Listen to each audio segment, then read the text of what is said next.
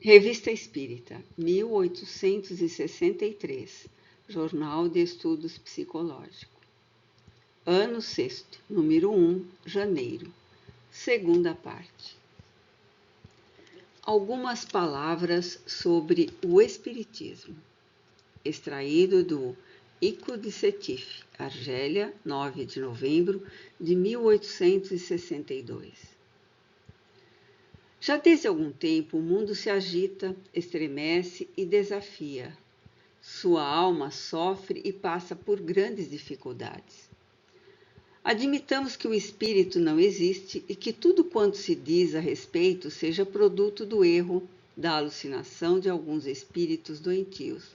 Mas nada significa haver 6 milhões de criaturas acometidas da mesma doença em 7 ou 8 anos. Por mim, vejo nisto muitas coisas. Vejo o pressentimento de grandes acontecimentos, porque em todos os tempos, às vésperas de épocas marcantes, o mundo sempre esteve inquieto, turbulento mesmo, sem se dar conta de seu mal-estar. O que hoje existe de certo é que, depois de haver atravessado uma época de materialismo assustador, experimenta a necessidade de uma crença espiritualista racional. Quer acreditar com conhecimento de causa, se assim me posso exprimir. Eis as causas de sua doença, se admitirmos que haja doença. Dizer que nada existe no fundo desse movimento é temerário. Um escritor que não tenho a honra de conhecer acaba de publicar no Ico de Sétif, de 18 de setembro último, um artigo que enseja profundas reflexões. Ele próprio confessa não conhecer o Espiritismo. Indaga se é possível, se ele pode existir, e suas inquirições o levam a concluir que o Espiritismo não é impossível.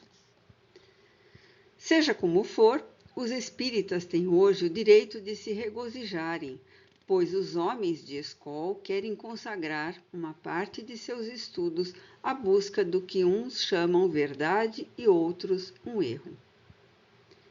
No que me concerne, não posso atestar um fato. É que vi coisas em que não se pode acreditar sem as ter visto. Há uma parte muito esclarecida da sociedade que não nega precisamente o fato, mas pretende que as comunicações obtidas procedem diretamente do inferno. É o que não posso admitir, tendo em vista comunicações como esta. Crede em Deus, Criador e Organizador das esferas. Amai a Deus, Criador e Protetor das almas. Assinado Galileu. Nem sempre o diabo falou assim, porque, se assim fosse, os homens lhe teriam imputado uma reputação imerecida. E se é verdade que ele tenha faltado com respeito a Deus, confessemos que pôs muita água em seu vinho. Eu também fui incrédulo. Jamais poderia convencer-me de que Deus permitisse ao nosso espírito comunicar-se à nossa revelia com o espírito de uma pessoa viva. Entretanto, tive de me render à evidência. Pensei, e um dorminhoco respondeu-me clara e categoricamente. Nenhum som, nenhum abalo se produziu em meu cérebro. O espírito do dorminhoco correspondeu-se com o meu, malgrado meu. Eis o que atesto. Antes dessa descoberta, eu pensava que Deus havia interposto uma barreira intransponível entre o mundo material e o mundo espiritual. Enganei-me, eis tudo. E parece, quanto mais eu era incrédulo, mais queria Deus tirar-me do engano, pondo sob os meus olhos fatos extraordinários e patentes. Eu mesmo quis escrever, a fim de não ser mistificado por um terceiro. Minha mão jamais fez o mais leve movimento. Pus a pena na mão de um jovem de 14 anos e ele adormeceu, sem que eu o desejasse. Vendo isto, retirei-me para o meu jardim, convicto de que essa pretensa verdade não passava de um sonho. Mas ao voltar a casa, notei que o rapaz havia escrito. Aproximei-me para ler e, para minha grande surpresa, vi que ele tinha respondido a todas as minhas perguntas mentais, protestando sempre apesar do fato e querendo confundir o dorminhoco. Fiz mentalmente uma pergunta sobre história antiga. Sem hesitar, ele a respondeu categoricamente. Paremos aqui e façamos algumas observações em poucas palavras.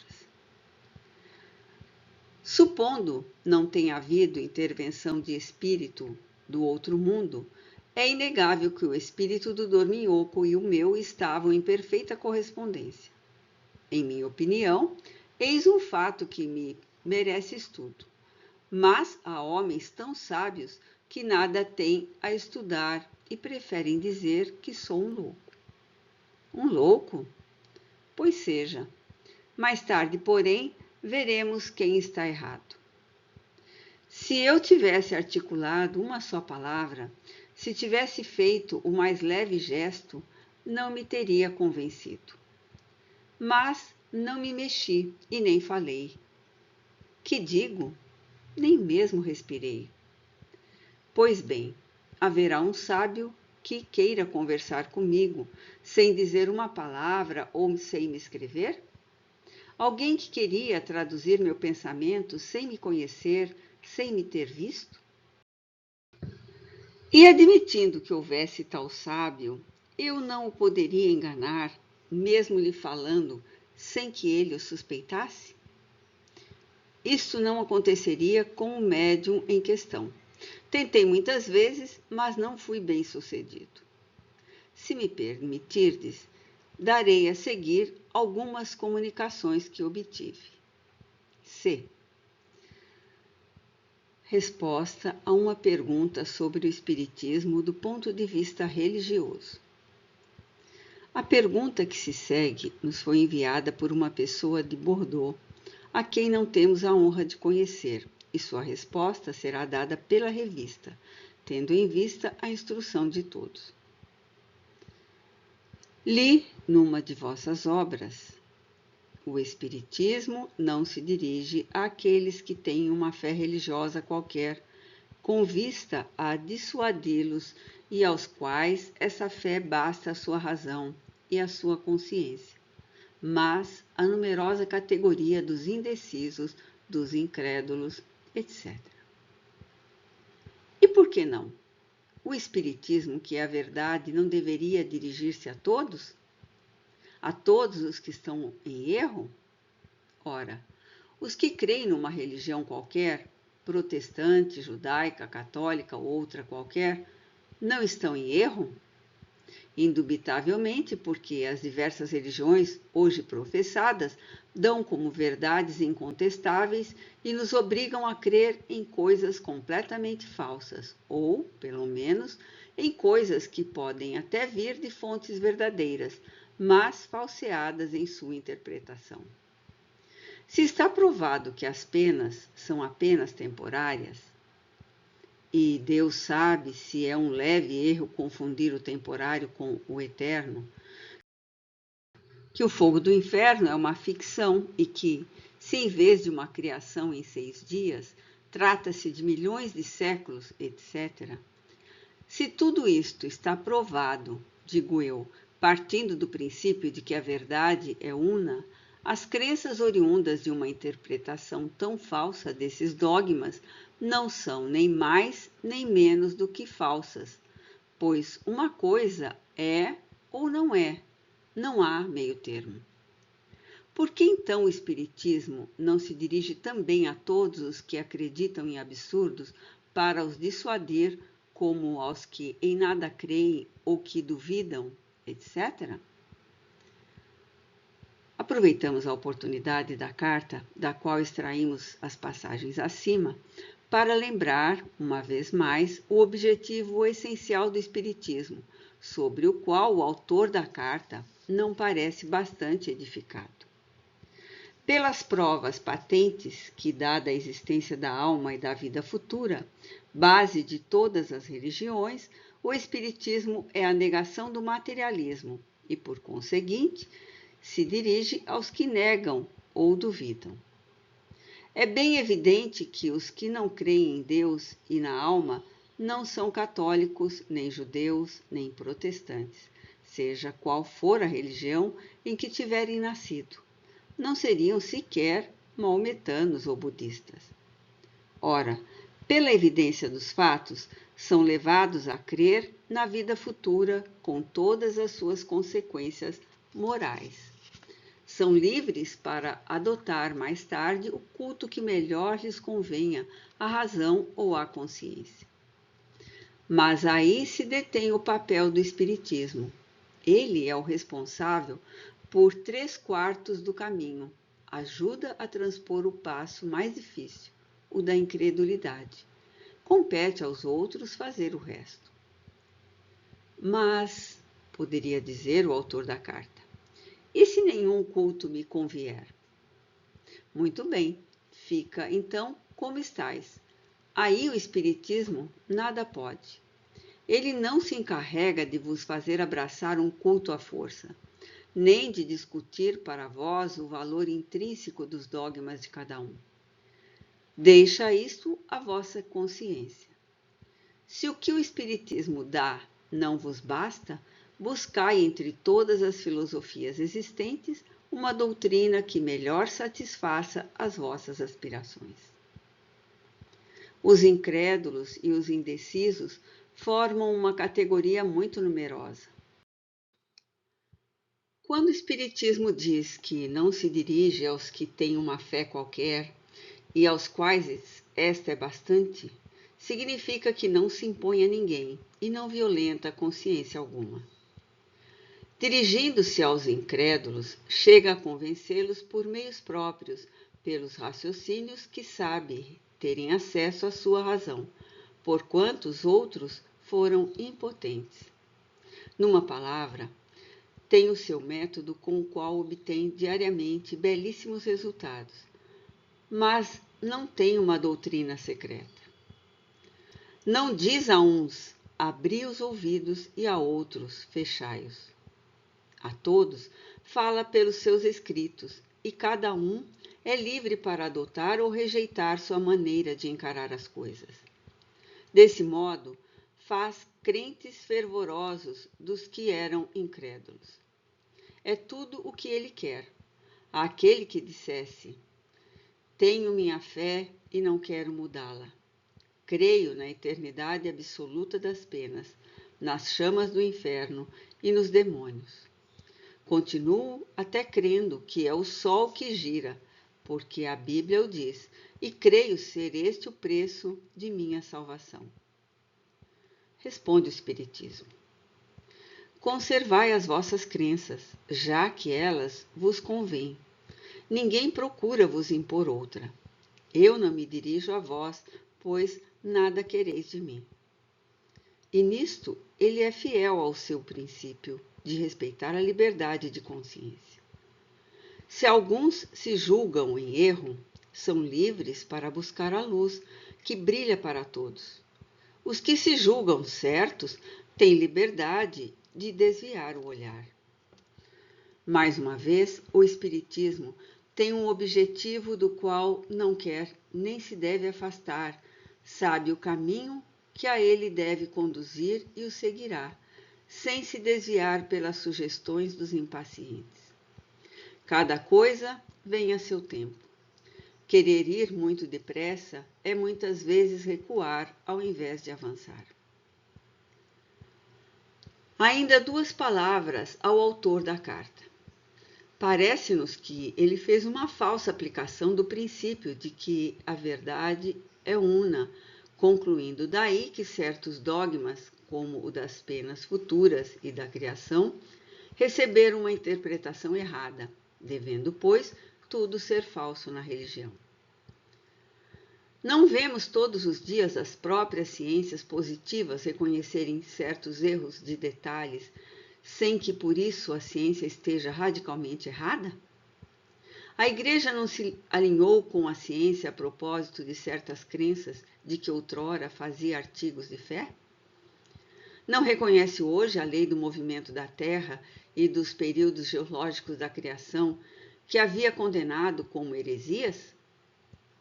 Quanto às chamas do inferno, toda a alta teologia reconhece que é uma imagem e que por ela se deve entender um fogo moral e não material. Sobre vários outros pontos, as doutrinas são também menos absolutas do que antigamente, donde se pode concluir que um dia, cedendo à evidência dos fatos e das provas materiais, ela compreenderá a necessidade de uma interpretação em harmonia com as leis da natureza, sobre alguns pontos ainda controvertidos, porque nenhuma crença poderia racionalmente prevalecer contra essas leis. Deus não pode contradizer-se estabelecendo dogmas contrários às suas leis eternas e imutáveis. E o homem não pode pretender colocar-se acima de Deus, decretando a nulidade dessas leis. Ora, a Igreja que compreende esta verdade para certas coisas, compreendê-la-á também para as outras, notadamente no que concerne ao Espiritismo, em todos os pontos fundado sobre as leis da natureza, ainda mal compreendidas, mas que se compreende cada vez melhor à medida que os dias passam. Não se deve ter pressa em rejeitar tudo, apenas porque certas partes são obscuras ou defeituosas. A esse propósito, cremos útil lembrar a fábula, a macaca, o macaco e a noz. Identidade de um espírito encarnado. Nosso colega, o Sr. Delane, transmitiu-nos o relato seguinte a propósito da evocação de sua esposa que estava viva e ficara em Paris durante a viagem que ele fez. Em 11 de dezembro último, estando em Lille, evoquei o espírito de minha esposa às 11h30 da noite. Ela me disse que uma de suas parentas, casualmente, havia dormido com ela. Esse fato me deixou em dúvida e não acreditei na sua possibilidade. Entretanto, 2 dias depois, recebi uma carta de minha mulher confirmando a realidade. Remeto à minha entrevista que, posto nada contenha de particular, oferece uma prova de identidade. 1. Estás aí, querida amiga? Resposta: sim, meu grande. Era o seu termo favorito. 2.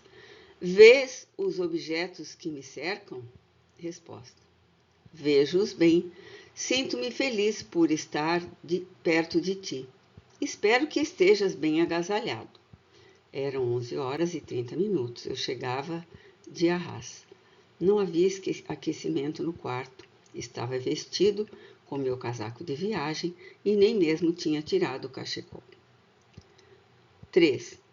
Estás contente por ter vindo sem o corpo? Resposta: sim, meu amigo. Agradeço-te por isso. Tenho o corpo fluídico, o perispírito. 4. És tu que me fazes escrever? Onde te encontras? Resposta: perto de ti. Certamente tua mão tem dificuldade em mover-se. 5. Estás bem adormecida? Resposta: não, ainda não muito bem. 6. Teu corpo te retém? Resposta: sim, sinto-me que me retém. Meu corpo está um pouco adoentado, mas o espírito não sofre. 7. Durante o dia tiveste a intuição de que eu te evocaria esta noite? Resposta: não. Todavia, não posso definir o que me dizia que eu te veria. Nesse instante, tive um acesso de tosse.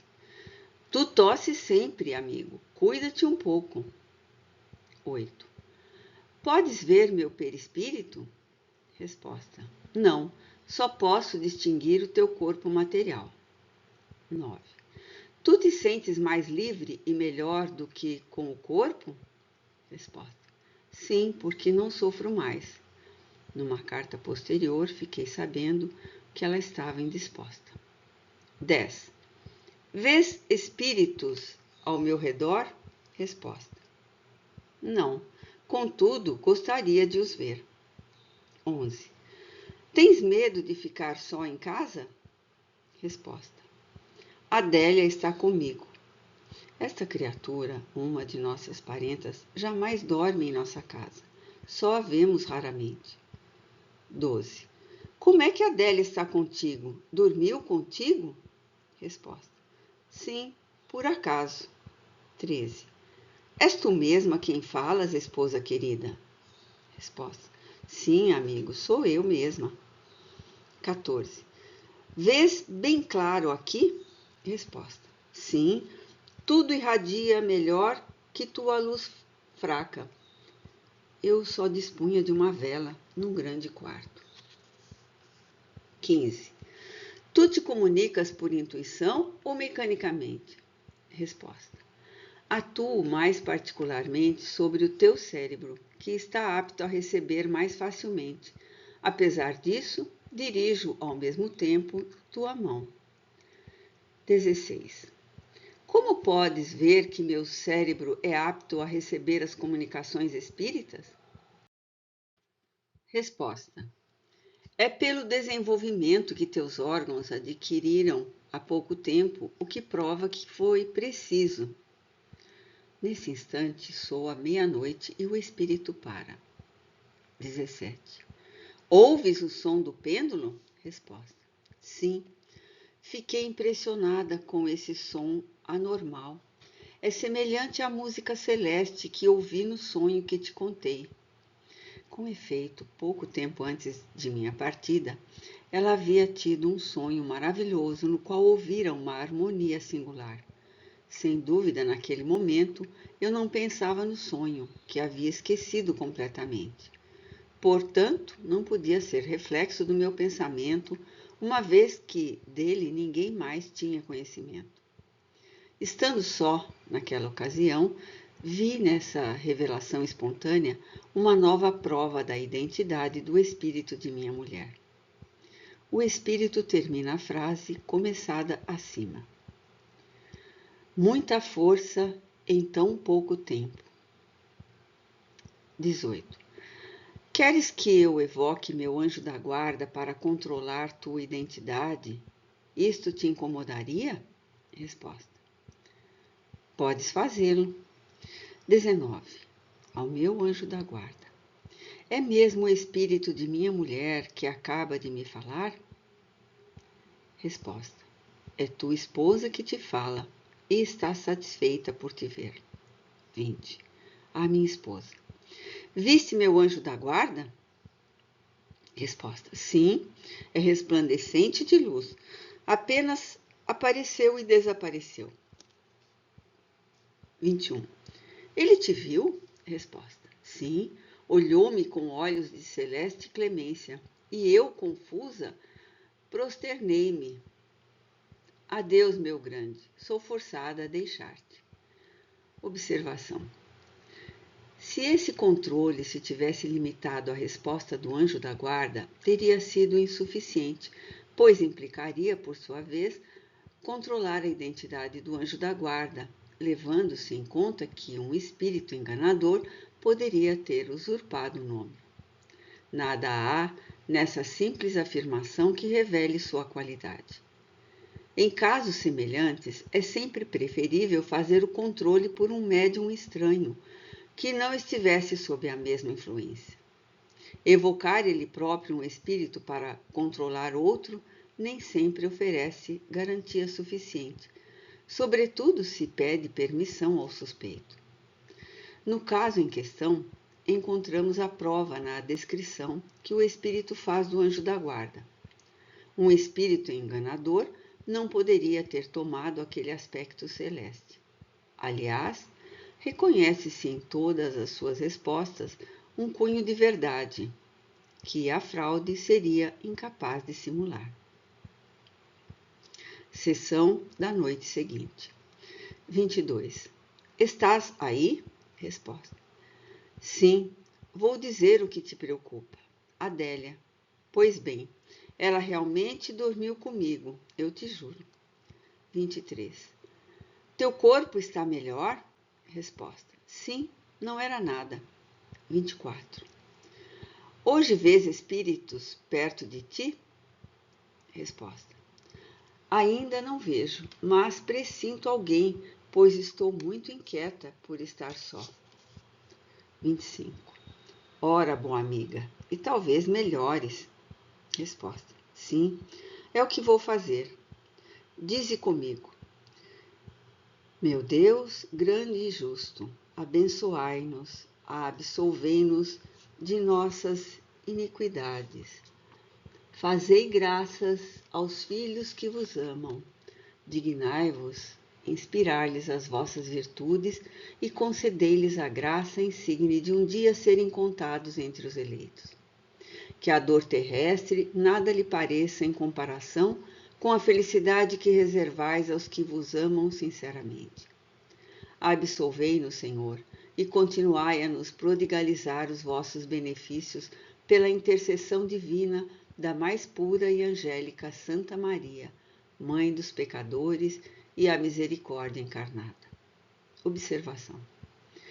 Improvisada pelo Espírito, esta prece é de tocante simplicidade. O Sr. Delany não conhecia o fato relativo a Adélia, senão pelo que havia dito o espírito de sua esposa, e era tal fato que inspirava dúvidas. Tendo-lhe escrito a respeito, recebeu a seguinte resposta. De fato, Adélia veio ontem à tarde por acaso. Convidei a ficar, não por medo de que me riu, mas para tê-la comigo. Bem vês que ela ficou e dormiu comigo. Fiquei um tanto perturbada estas 2 noites. Sentia certo mal-estar, do que não me dava conta perfeitamente. Era como se força invencível me forçasse a dormir. Estava como que aniquilada. Mas estou tão feliz por ter ido a ti. Barbárie na civilização. O horrível suplício de um negro. Uma carta de Nova York, datada de 5 de novembro e dirigida à Gazette des Tribunaux, contém os seguintes detalhes de uma horrível tragédia ocorrida em Dalton, no condado de Carolina, Maryland. Recentemente, um jovem negro havia sido preso sob acusação de atentado ao pudor na pessoa de uma mocinha branca. Graves suspeitas pesavam sobre ele. A jovem, objeto de suas violências criminosas, declarava reconhecê-lo perfeitamente. O acusado tinha sido encarcerado na prisão de Dalton. Ali estava apenas há algumas horas, quando uma multidão, aos gritos de cólera e de vingança, pedia que lhe fosse entregue o desventurado negro. Os representantes da ordem e da autoridade, vendo que seria impossível defender à viva força o seu prisioneiro contra a multidão irritada, em vão tentaram acalmá-la com os mais insistentes discursos. Suas palavras em favor da lei e da justiça regular foram recebidas com assobios. A populaça, cujo número crescia sem cessar, começou a tirar pedras na cadeia. Alguns tiros de revólver foram disparados contra os agentes da autoridade, sem, contudo, nenhuma bala os atingir. Compreendendo que a resistência era impossível, abriram as portas da prisão. Após um imenso urra em sinal de satisfação, a multidão precipitou-se com furor. Apoderou-se do prisioneiro e o arrastou em meio aos gritos de cólera dos assistentes e de súplicas da vítima para a praça principal do vilarejo. Improvisou-se um júri imediatamente. Depois de ter examinado pro forma os fatos do processo, o acusado foi declarado culpado e condenado à forca imediatamente. Amarraram uma corda numa árvore e procederam à execução. Enquanto o corpo se debatia nas convulsões da agonia, o negro era alvo dos insultos e das violências dos espectadores. Vários tiros de pistola foram disparados contra ele, contribuindo-lhe para lhe aumentar as torturas da morte. Sedenta de cólera e vingança, a multidão não esperou que o corpo estivesse completamente imóvel para tirá-lo da corda. Passeou seu troféu ignóbil pelas ruas de Dalton. Homens e mulheres e até crianças aplaudiam os ultrajes feitos ao cadáver do jovem negro. Mas o furor do povo não devia parar aí. Depois de ter percorrido o vilarejo em todos os sentidos, foi para a frente de uma igreja de negros. Fizeram uma imensa fogueira. O cadáver foi mutilado e, em meio a ruidosas manifestações, os membros e os pedaços de carne foram atirados às chamas. Este relato deu origem à seguinte questão feita na Sociedade Espírita de Paris, a 28 de novembro de 1862. Compreende-se que exemplos de ferocidade isolados individuais ocorram entre pessoas civilizadas. O Espiritismo os explica, dizendo provirem de espíritos inferiores, de certo modo, extraviados numa sociedade mais avançada. Contudo, em toda a sua vida, esses indivíduos revelaram a baixeza de seus instintos. O que se compreendem mais dificilmente é que uma população inteira, que deu provas da superioridade de sua inteligência e mesmo em outras circunstâncias de sentimentos humanitários, que professa numa religião de brandura e paz, possa ser tomada por tal vertigem sanguinária e com uma raiva selvagem se repasse nas torturas de uma vítima. Aqui há um problema moral sobre o qual pediremos aos espíritos a gentileza de nos instruir. Sociedade Espírita de Paris, 28 de novembro de 1862. Médium Senhora A.D.B. O sangue derramado naquelas regiões, famosas até hoje por suas tendências para o progresso humano, é uma chuva de maldição, e a cólera do Deus justo não tardará muito a passar por ali, onde, com tanta frequência, se realizam abominações semelhantes a esta, cuja leitura acabais de ouvir. Em vão, tenta-se a si mesmo dissimular as consequências que forçosamente elas desencadearão. Em vão, quer-se atenuar o alcance do crime. Se este é por si mesmo horroroso, não o é menos pela intenção, que o faz cometer com tão horríveis refinamentos e com encarniçamento tão bestial. O interesse humano, os prazeres sensuais, as satisfações do orgulho e da vaidade ainda foram o seu móvel, como em todas as outras ocasiões, e as mesmas causas originarão efeitos semelhantes. Causas, por sua vez, dos efeitos da cólera celeste, de que são ameaçadas tantas iniquidades. Credes que não haja progresso real, além do da indústria, de todos os recursos e de todas as artes, que tendem a suavizar os rigores da vida material e aumentar os prazeres de que se querem saciar?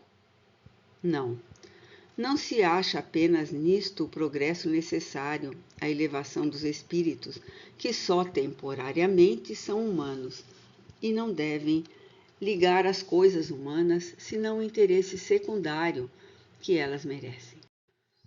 O aperfeiçoamento do coração, as luzes da consciência, a difusão dos sentimentos de solidariedade universal dos seres, o da fraternidade entre os humanos, são as únicas marcas autênticas que distinguem um povo na marcha do progresso geral. Só por estes caracteres se reconhece uma nação como a mais adiantada. Mas aquelas que em seu seio ainda alimentam sentimentos de orgulho exclusivista e não veem tal porção da humanidade senão como raça servil feita para obedecer e sofrer, experimentarão, sem sombra de dúvida, o nada de suas pretensões e o peso da vingança do céu. Teu pai, VDB. Dissertações Espíritas. Chegada do Inverno. Sociedade Espírita de Paris, 27 de dezembro de 1862. Médium Senhor Lemarie. Meus bons amigos, quando o frio chegou e tudo falta em casa dessa brava gente, por que não viria eu, vosso antigo condiscípulo, vos lembrar nossa palavra de ordem, a palavra caridade? Dai tudo quanto pode dar o vosso coração, em palavras, em consolo, em cuidados benevolentes. O amor de Deus está em vós, se souberdes, como espíritas fervorosos, cumprir o mandato que ele vos delegou. Nos instantes livres, quando o trabalho vos deixa o repouso, procurai aquele que sofre, moral ou corporalmente. A um dai esta força que consola e fortalece o espírito. A outro dai aquilo que sustenta e faz calar. Seja a apreensão da mãe cujos braços são desocupados, seja o lamento da criança que pede pão. As geadas vieram, uma brisa fria levanta a poeira, em breve a neve. É a hora em que deveis marchar e procurar. Quantos pobres envergonhados se ocultam e gemem em segredo. Sobretudo o pobre de luto, que tem todas as aspirações e a quem falta o necessário. Para aqueles, meus amigos, agi com prudência, que a vossa mão alivie e cure, mas também possa a voz do coração apresentar delicadamente o óbolo que penosamente pode ferir o amor próprio do homem bem educado. É preciso dar, repito, mas saber dar. Deus, o dispensador de tudo, esconde os seus tesouros, as suas espigas, as suas flores e os seus frutos. Contudo, os seus dons, que secreta e laboriosamente germinaram na seiva do tronco e da haste, nos chegam sem que sintamos a mão que os dispersou. Fazei como Deus, imitai-o e sereis abençoados. Oh, como é belo e bom ser útil e caridoso, saber erguer-se levantando os outros, esquecer as pequenas necessidades egoístas da vida para praticar a mais nobre atribuição da humanidade, a que nos torna verdadeiros filhos do Criador.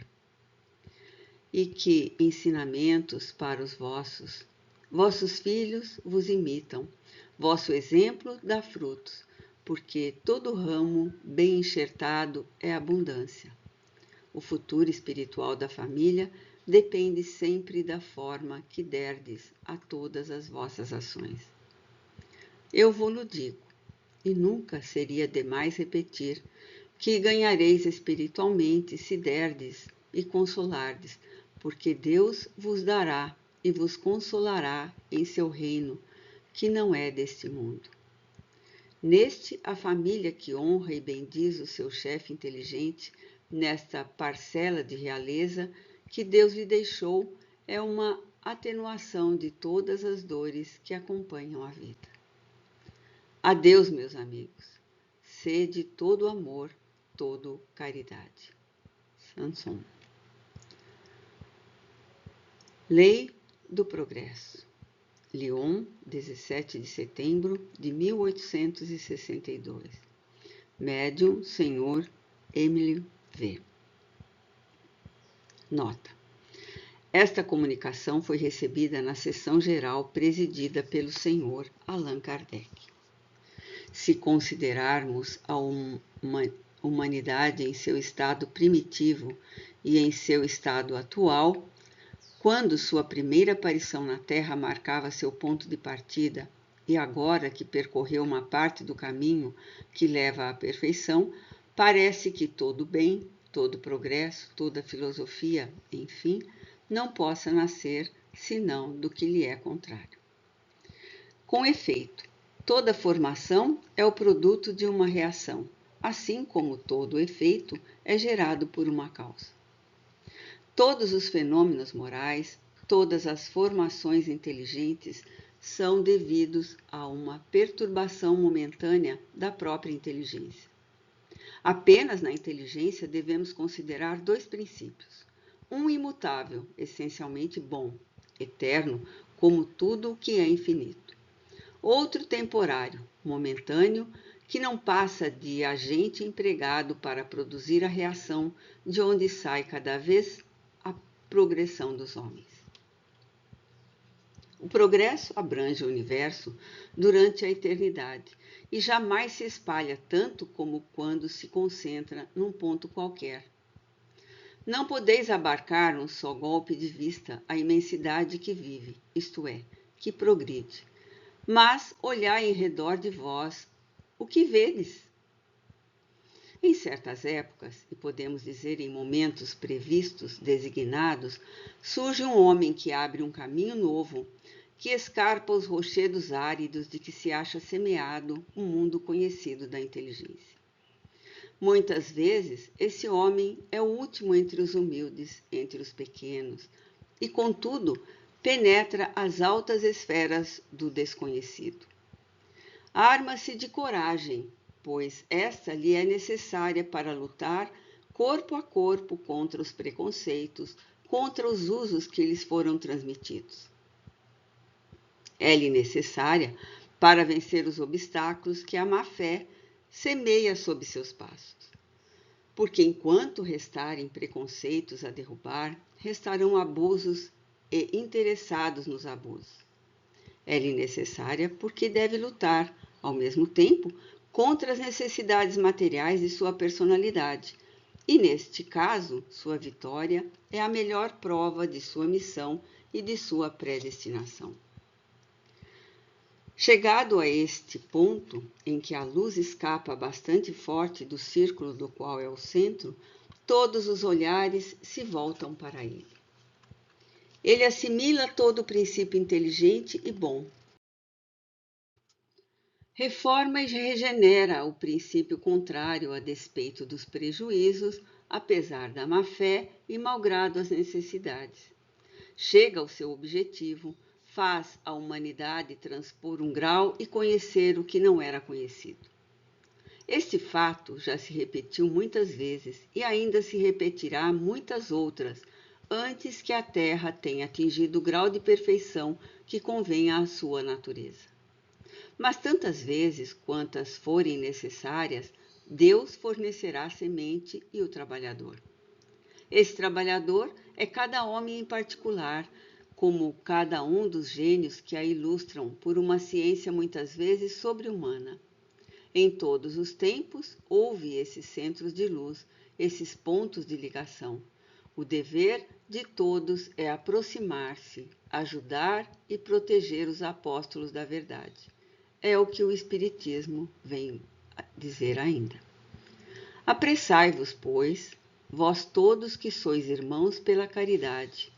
Apressai-vos e a felicidade prometida à perfeição vos será concedida muito mais cedo. Espírito protetor. Bibliografia: Pluralidade dos mundos habitados.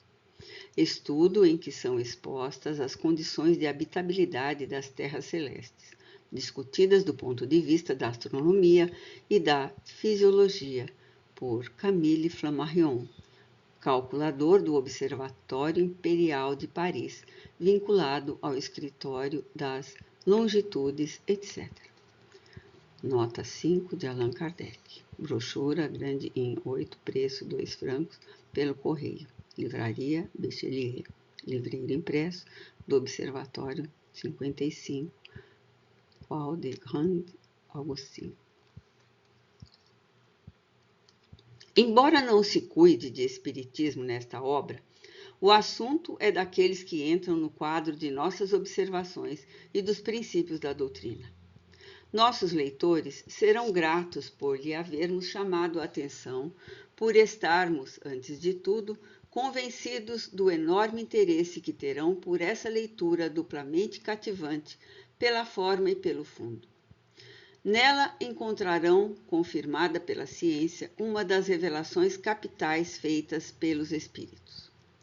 O Sr. Flammarion é um dos membros da Sociedade Espírita de Paris e seu nome figura como médium nas notáveis dissertações assinadas por Galileu, que publicamos em setembro último sob o título de Estudos Uranográficos. Por esse duplo título, sentimos-nos felizes ao lhe fazer uma menção especial que com toda certeza será ratificada. O autor se consagrou a recolher todos os elementos da natureza que apoiam a opinião da pluralidade dos mundos habitados, combatendo ao mesmo tempo a opinião contrária. Depois de haver lido, as pessoas se perguntam como é possível pôr em dúvida esta questão. Acrescentemos que as considerações da mais alta ordem científica não excluem a graça nem a poesia do estilo. Isto pode ser julgado pela passagem seguinte, na qual ele fala da intuição que a maioria dos homens, ao contemplarem a abóbada celeste, tem a habitabilidade dos mundos. Mas a admiração que excita em nós a cena mais comovente do espetáculo da natureza logo se transforma num sentimento de indescritível certeza, porque somos estranhos àqueles mundos onde reina uma solidão aparente e que não podem originar a impressão imediata pela qual a vida nos liga à Terra. Sentimos a necessidade de povoar esses globos aparentemente esquecidos pela vida, e sobre aquelas plagas eternamente desertas e silenciosas, buscamos olhares que respondam aos nossos, tal como um ousado navegador que durante muito tempo explorou em sonhos os desertos do oceano, procurando a terra que lhe era revelada, atravessando com o seu olhar de águia as mais vastas distâncias e transpondo audaciosamente os limites do mundo conhecido, para, enfim, perder-se nas planícies imensas, onde, desde períodos seculares, se assentava o novo mundo. Seu sonho se realizou. Que o nosso se desfaça do mistério que ainda o envolve, e sobre a nave do pensamento possamos subir aos céus em busca de outras terras. A obra é dividida em 3 partes. Na primeira, intitulada Estudo Histórico, o autor passa em revista a imensa série de filósofos e cientistas, antigos e modernos, religiosos e profanos, que professaram a doutrina da pluralidade dos mundos, desde Orfeu, nota explicativa 6, filho de Apolo e da musa Calíope, recebeu de seu pai como presente uma lira e aprendeu a tocar com tal perfeição que nada podia resistir ao encanto da sua música. Até Herschel, nota explicativa 7, William Herschel, 1738-1822, organista e astrônomo britânico de origem alemã. E o sábio Laplace, nota explicativa 8, Pierre Simon de Laplace, 1749-1827, astrônomo e matemático francês. Diz ele: a maioria das seitas gregas o ensinaram, quer abertamente a todos os discípulos, sem distinção, quer em segredo aos iniciados da filosofia. Se as poesias atribuídas a Orfeu são mesmo suas, podemos considerá-lo como o primeiro a ensinar a pluralidade dos mundos. Ela está implícita nos versos órficos, onde é dito que cada estrela é um mundo, e, notadamente, nestas palavras, conservadas por Proclus. Nota explicativa 9, aproximadamente 410-485, filósofo grego. Deus construiu uma terra imensa que os imortais chamam Selene e que os homens chamam Lua, na qual se eleva grande número de habitações, montanhas e cidades. O primeiro dos gregos que teve o nome de filósofo, Pitágoras, ensinava em público a imobilidade da Terra e o movimento dos astros à sua volta como um centro único da criação, ao passo que declarava aos adeptos adiantados de sua doutrina a crença do movimento da Terra como planeta e na pluralidade dos mundos. Mais tarde, Demócrito, Heráclito e Metródoro de Chio, os mais ilustres de seus discípulos, propagaram do alto da cátedra a opinião de seu mestre, que se tornou a de todos os pitagóricos e da maior parte dos filósofos gregos. Filolaus, Nicetas e Heráclito foram dos mais ardentes defensores desta crença. Este último chegou mesmo a pretender que cada estrela é um mundo que, como o nosso, tem uma terra, uma atmosfera e uma imensa extensão de matéria eterizada. Mais adiante acrescenta: diz Laplace que a ação benéfica do Sol faz nascer os animais e as plantas que cobrem a Terra. A analogia nos leva a crer que ela produza efeitos semelhantes em outros planetas, pois não é natural pensar que a matéria, cuja fecundidade vemos desenvolver-se de tantas maneiras, seja estéril num planeta tão grande como Júpiter, que, como o globo terrestre, tem seus dias, suas noites e seus anos, e sobre o qual as observações indicam mudanças que pressupõem forças muito ativas. Feito para a temperatura que desfruta na Terra, não poderia o homem, segundo todas as aparências, viver em outros planetas. Mas não deve haver uma infinidade de organizações relativas às diversas temperaturas dos globos e dos universos? Se a única diferença dos elementos e dos climas é responsável por tantas variedades nas produções terrestres, quão mais devem diferir as dos planetas e satélites? A segunda parte é consagrada ao estudo astronômico da constituição dos diversos globos celestes, de acordo com os dados mais positivos da ciência, e da qual resulta que a Terra não está, nem por sua posição, nem por seu volume, nem pelos elementos de que se compõe, uma situação excepcional que lhe tenha podido valer o privilégio de ser habitada, com exclusão de tantos outros mundos, mais favorecidos sobre vários aspectos. A primeira parte é de erudição, a segunda de ciência. A terceira parte trata a questão do ponto de vista fisiológico, dando a conhecer o movimento das estações, as flutuações da atmosfera e a variabilidade da temperatura na maioria dos mundos que compõem o nosso turbilhão solar. As observações astronômicas salientam que a Terra se acha numa das condições menos favorecidas, um orbe cujos habitantes devem sofrer mais vicissitudes e onde a vida deve ser mais penosa.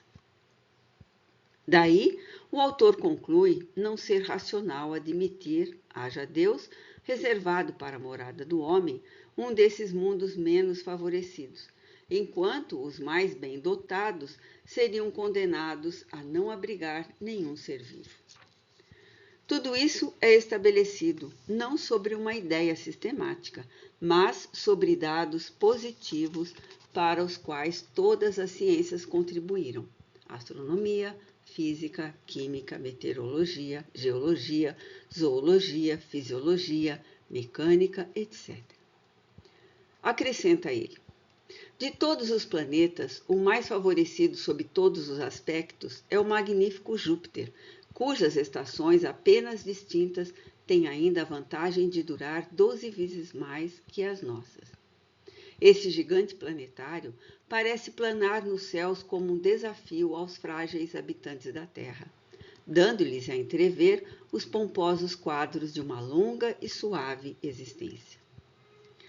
Para nós que estamos presos à bolinha terrestre por cadeias que não podemos romper, vemos extinguir-se sucessivamente os nossos dias com o tempo rápido que os consome, com os caprichosos períodos que os dividem, com essas estações desarmônicas cujo antagonismo se perpetua na desigualdade do dia e da noite, e na inconstância da temperatura.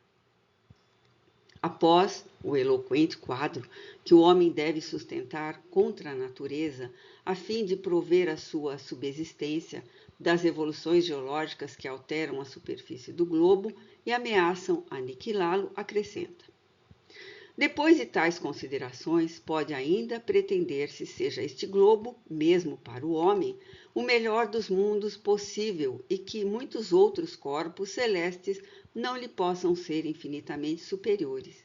E melhor que ele, reunir as condições favoráveis ao desenvolvimento e à longa duração da existência humana? Depois de conduzido o leitor através dos mundos no infinito do espaço, faz que este veja um panorama de tal imensidade que não podemos deixar de achar ridícula e indigna do poder de Deus a suposição de que entre tantos trilhões o nosso pequeno globo, desconhecido até de grande parte do nosso sistema planetário, seja a única terra habitada. E nos identificamos com o pensamento do autor quando diz ao terminar: ah, se nossa vista fosse bastante penetrante para distinguirmos onde apenas vislumbramos pontos brilhantes sobre o fundo negro do céu, os sóis resplandecentes que gravitam na amplidão e os mundos habitados que acompanham seu curso. Se nos fosse dado abarcar de um golpe de vista essas miríades de sistemas solidários e se, avançando com a velocidade da luz, atravessássemos durante séculos e séculos esse número ilimitado de sóis e de esferas, sem jamais encontrar limites a essa imensidade prodigiosa, onde Deus fez germinar os mundos e os seres. E se voltando o olhar para trás, mas sem saber em que ponto do infinito encontrar de novo esse grão de poeira que se chama Terra, estacaríamos fascinados e confusos ante tal espetáculo e uniríamos nossa voz ao concerto da natureza universal, dizendo do fundo de nossa alma: Deus poderoso, como fomos insensatos em pensar que nada havia além da terra, e que nossa pobre morada tinha ela só o privilégio de refletir sua grandeza e teu poder. De nossa parte, terminaremos com uma observação. É que, vendo a soma de ideias contidas nessa pequena obra, a gente se admira que um jovem, numa idade em que os outros ainda estão nos bancos escolares, tenha tido tempo de se apropriar delas e com mais forte razão as aprofundar. É para nós a prova evidente de que seu espírito não é principiante, ou que, malgrado o seu, foi assistido por outro espírito. Subscrição em favor dos operários de Rouen. Está aberta uma subscrição no escritório da Revista Espírita Rua e Passagem Sainte-Anne, 59, em benefício dos operários de Rouen, a cujos sofrimentos ninguém poderia ficar indiferente. Vários grupos e sociedades espíritas já nos enviaram o produto de suas cotizações. Convidamos os que tiverem a intenção de contribuir a apressar sua remessa, pois o inverno está aí. A lista será publicada. Ver acima a comunicação do Sr. Sanson. Allan Kardec.